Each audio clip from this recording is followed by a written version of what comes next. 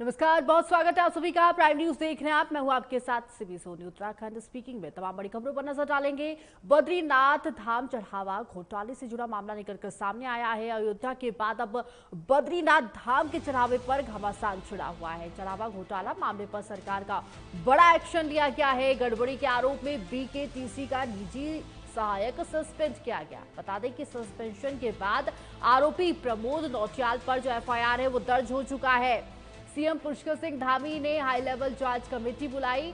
Garhwal commissioner करेंगे बद्रीनाथ धाम मामले की जांच। BNS की गंभीर धाराओं में मुकदमा दर्ज हो चुका है। इस पूरे मामले में जांच पड़ताल फिलहाल जारी है। 15 दिनों के भीतर शासन को सौंपेगी। बता दें आपको हाई लेवल रिपोर्ट जो है वो सौंपनी होगी।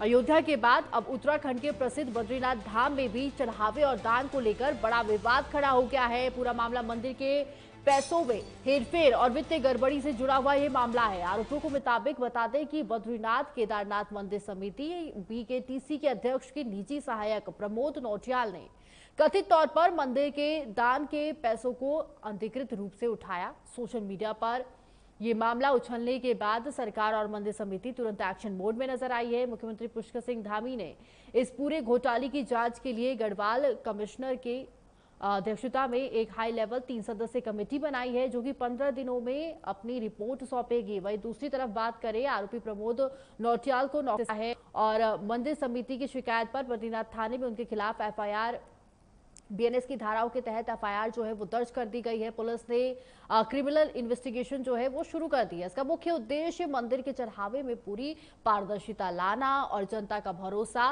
कायम रखना है।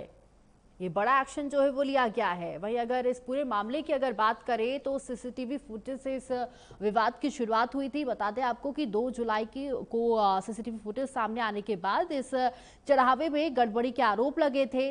भैरव सेना ने 3 जुलाई को BKTC के बताते आपको कि CEO सोहन सिंह को लिखित शिकायत देकर इसकी जांच की जो मांग है वो की गई थी। और अब इंतजार है कि आखिर ये इसमें क्या कुछ आगे कार्रवाई की जाएगी। 3 दिन बाद जो टीम है वो बद्रीनाथ पहुंचेगी।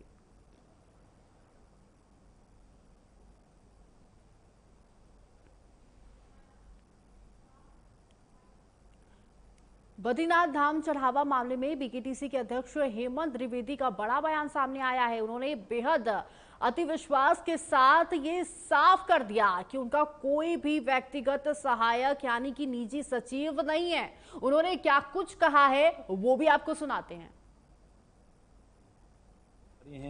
अधिकारीगण हैं जो भी इस गणना में शामिल रहते हैं, उन सभी को मैंने तत्कालीन जो हमारे मुख्य कार्यकारी अधिकारी हैं उनके द्वारा उनको नोटिस शो कॉज नोटिस भी जारी हो चुके हैं और इस पर एक जांच कमेटी भी तत्काल प्रभाव से जांच कमेटी बना दी गई है और उस जांच कमेटी को यथाशीघ्र अपनी जांच कर उसकी जांच रिपोर्ट आएगी और वो जांच रिपोर्ट भी सबके सामने सार्वजनिक रूप से रखी जाएगी और इस पर जो भी दोषी होगा उस दोषी के खिलाफ सख्त से सख्त कार्रवाई की जाएगी, क्योंकि ये बहुत ही संवेदनशील मामला है और इस पर हमने इसको बहुत गंभीरता के साथ में लिया है, क्योंकि लाखों करोड़ों लोगों की आस्था जो है वो धाम से जुड़ी हुई है। इसको लेकर सभी जो कार्रवाई है वो तत्काल प्रभाव से 24 घंटे के अंदर सारी कार्रवाई जो है कि प्रारंभ की जा चुकी हैं। सोशल मीडिया में श्री बद्रीनाथ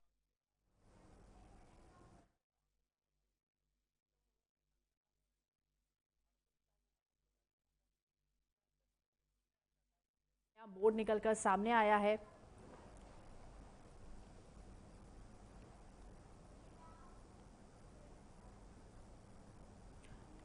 तो वही इस खबर पर हम और भी जानकारी देने के लिए हमारे साथ महेंद्र प्रताप सिंह लाइव हैं। तो महेंद्र, बद्रीनाथ धाम चढ़ावा घोटाले से जुड़ा ये मामला है जिसमें मुख्य आरोपी पर मुकदमा दर्ज हो चुका है। हालांकि पहले भी उसे सस्पेंड कर दिया गया था। अभी लेटेस्ट जानकारी क्या निकलकर सामने आई है इस मामले में?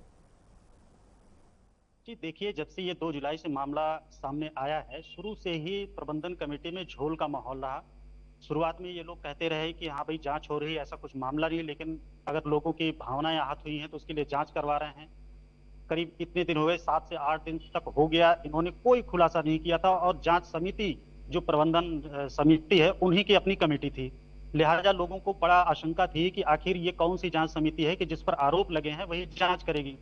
आखिर वो मामला बढ़ता देख FIR दर्ज की गई और कल ही सरकार ने भी एक जांच कमेटी गठित की है 4 सदस्यीय, वो भी जांच कर रही है। अब देखने वाली बात ये होगी कि पुलिस किस तरीके से कदम उठाती है। और सबसे बड़ा पहलू ये है कि ज्योतिर्मठ में इसको संबद्ध किया गया आरोपी प्रमोद नौटियाल को।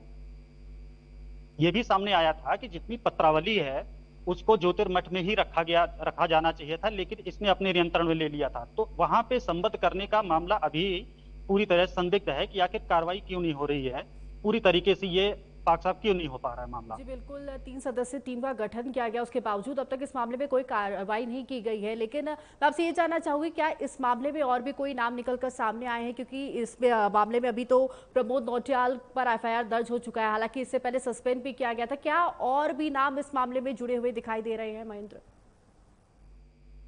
देखिए, अगर इस मामले को राम मंदिर चोरी मामले से देखा जाए, चंदा चोरी मामले से देखा जाए, तो बहुत सारी चीजें सिमिलर होती हैं। वहां भी इसी तरीके से पहले बिल्कुल लचर रवैया अपनाया जाता रहा। जब मामला बढ़ता हुआ देखा उन लोगों ने, तो फिर कठोर कार्रवाई के संकेत मिले।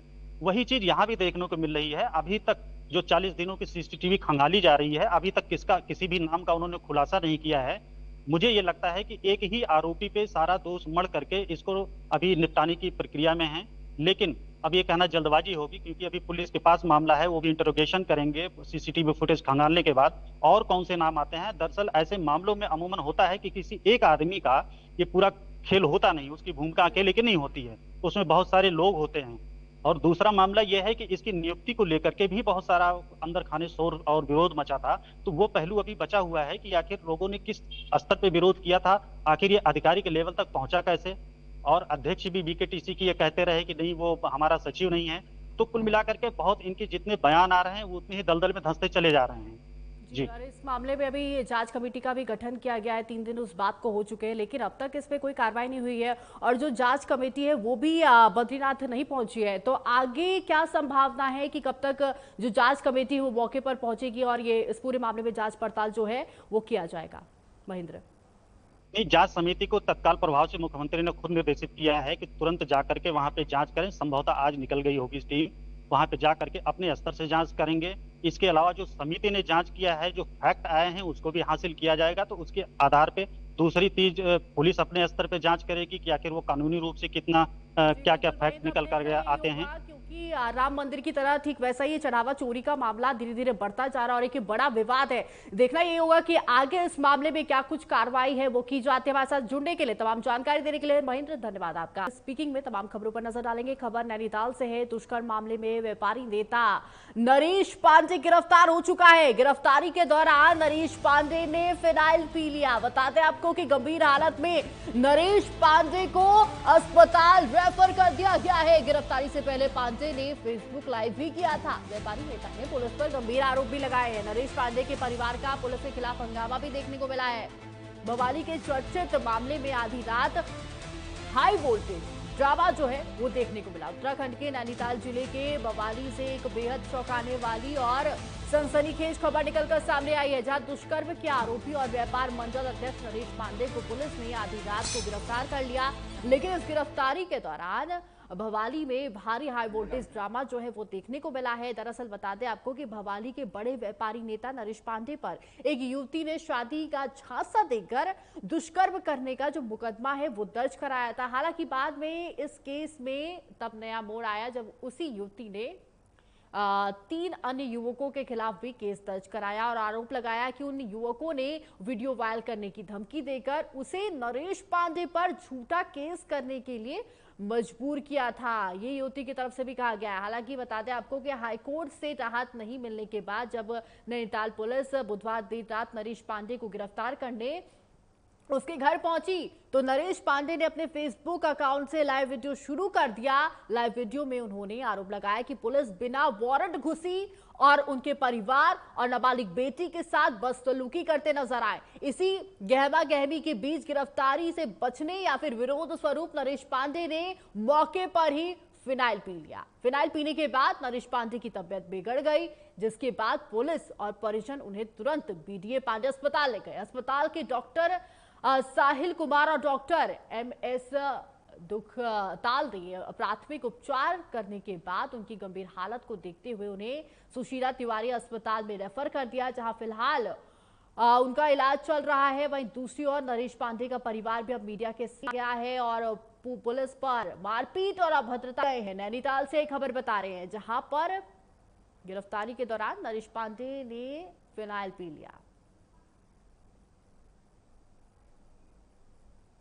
देखिए, हमारे पास जो है पुलिस द्वारा एक नरेश पांडे नाम के युवक को लाया गया था, जो कि 42 ईयर्स के बताए जा रहे हैं, रामगढ़ रोड भोवाली के रहने वाले हैं। जैसा कि पेशेंट ने बताया, उन्होंने कहा कि मैंने जो है बॉडी वॉश पी लिया था और हमारे पास जो है जिस स्थिति में आए थे वो कॉन्शियस थे, ओरिएंटेड थे, ऐसा कोई हमें देखने को नहीं मिला कि किसी अनकॉन्शियस स्टेट में वो हमारे पास आए हैं। लेकिन हमने प्राइमरी ट्रीटमेंट किया। प्राइमरी ट्रीटमेंट के बाद हमने उन्हें फॉरेंसिक इन्वेस्टिगेशन के लिए आगे सुशीला तिवारी के लिए रेफर किया। तो ये गंभीर हालत में नरेश पांडे को फिलहाल अस्पताल में रेफर कर दिया गया है, जहां उनका इलाज लगातार जारी है।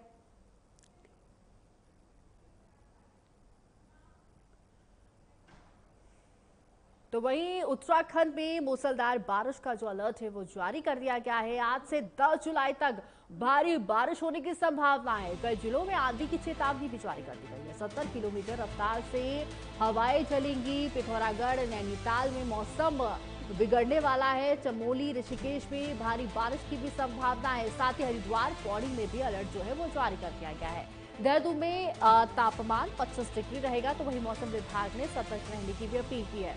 पहाड़ी इलाके में बढ़ सकती है मुश्किलें। तो आज सुबह से ही बारिश का दौर जारी है। अलग अलग राज्यों में भारी बारिश का कहर देखने को मिल रहा है। तो ठीक उसी तरह उत्तराखंड में भी बारिश का कहर लगातार जारी है।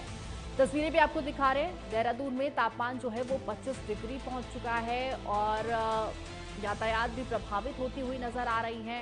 साथ ही मौसम विभाग की तरफ से सतर्क रहने की अपील भी की गई है। पहाड़ी इलाकों में मुश्किलें भी बढ़ सकती हैं।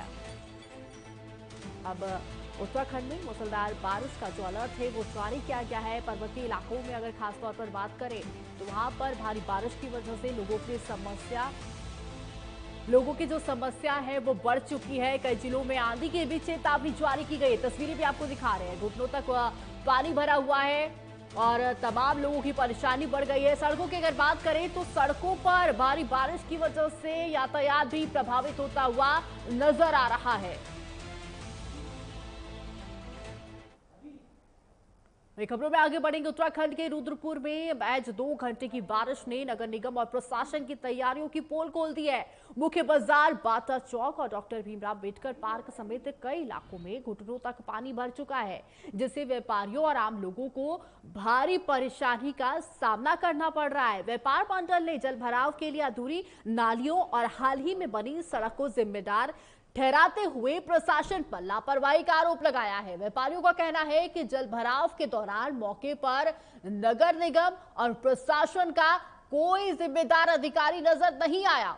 2 घंटे की बारिश, शहर जलमग्न। रुद्रपुर में जल भराव से हाहाकार मचा हुआ है। बारिश ने तैयारी की पोल खोल दी है। मुख्य बाजार में घुटनों तक पानी भरा हुआ है। व्यापारियों ने प्रशासन को भी घेरा। तस्वीरें भी आपको सीधे तौर पर दिखा रहे हैं, जहां पर भारी बारिश की वजह से लोगों की परेशानी बढ़ चुकी है। घुटनों तक पानी भरा हुआ है। लोग परेशान होते हुए नजर आ रहे हैं।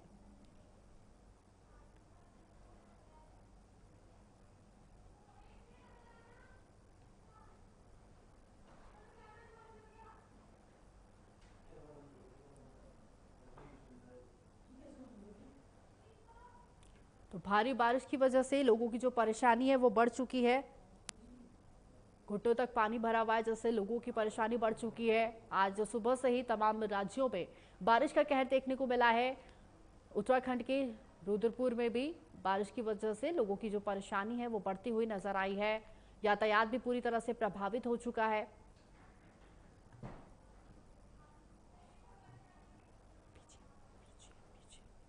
पीजीएम नहीं है, पीजीएम नहीं है।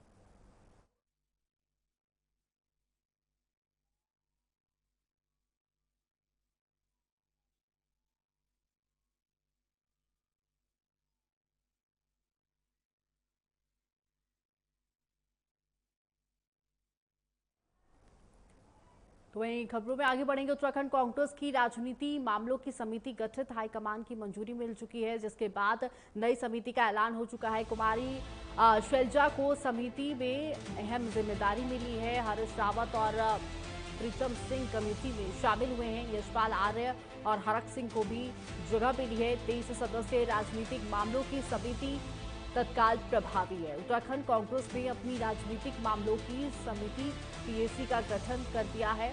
कांग्रेस अध्यक्ष की मंजूरी के बाद महासचिव केसी वेणुगोपाल ने 23 सदस्यीय समिति की सूची जारी की है। इस नई कमेटी में वरिष्ठ नेता कुमारी शैलजा को अहम जिम्मेदारी दी गई है। इसके साथ ही हरीश रावत, प्रीतम सिंह, करण महारा, यशपाल आर्य और हरक सिंह रावत जैसे दिग्गजों को भी शामिल किया गया है। ये समिति तत्काल प्रभाव से जो है वो लागू कर दी गई है। हरीश रावत और प्रीतम सिंह कमेटी में शामिल हुए हैं। कांग्रेस अध्यक्ष की मंजूरी के बाद वरिष्ठ नेता कुमारी शैलजा को अहम जिम्मेदारी दी गई है। इसके साथ ही हरीश रावत, प्रीतम सिंह, करण महारा, यशपाल आर्य और हरक सिंह रावत जैसे दिग्गजों को इसमें शामिल किया गया है। ये समिति तत्काल प्रभाव से लागू भी कर दी गई है।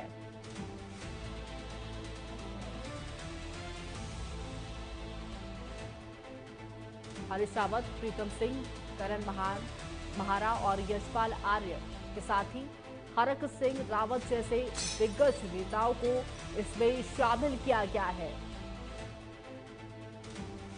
उत्तराखंड कांग्रेस ने अपनी राजनीतिक